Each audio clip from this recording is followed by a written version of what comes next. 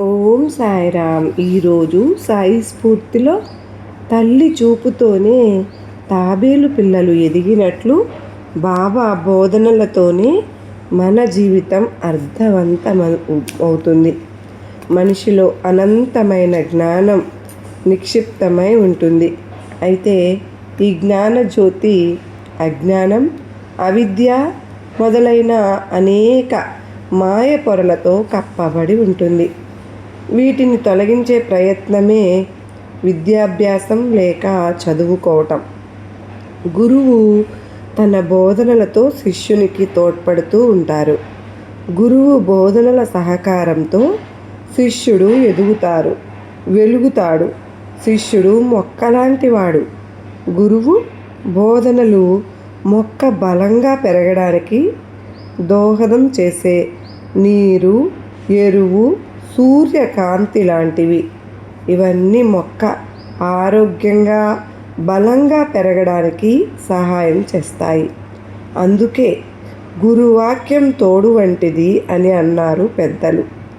పాలల్లో ఒక్క చుక్క పెరుగు పడితే పాలు పెరుగుగా మారుతాయి.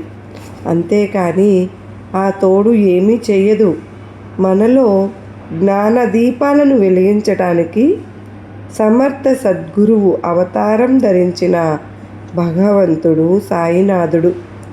వారు కూడా ఈ విషయాన్ని బోధపరచటానికే తాబేలు పిల్లలని తమ చూపుతోనే సాకుతుంది అనే ఉదాహరణ తరచుగా చెప్పేవారు. సాయిబాబా సన్నిధి తోడు వంటిది. ఆ మహానుభావుని స్మరిస్తూ మన చెంతనే ఉన్నారు అనే భావనలో ఉండాలి. అప్పుడు మనం కూడా సాయినాథుని బోధనలను ఆసరాగా చేసుకుని అంచెలంచెలుగా ఎదిగి పరిపూర్ణ జ్ఞాన సంపదను పొందవచ్చు.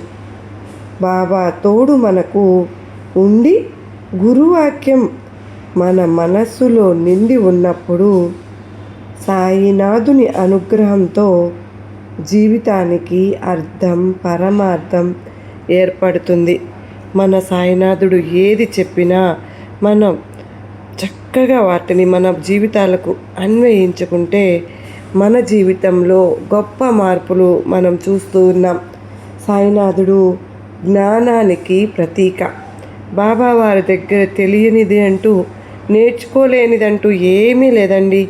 మన వేలు పట్టి నడిపిస్తారు మన సాయినాథుడు.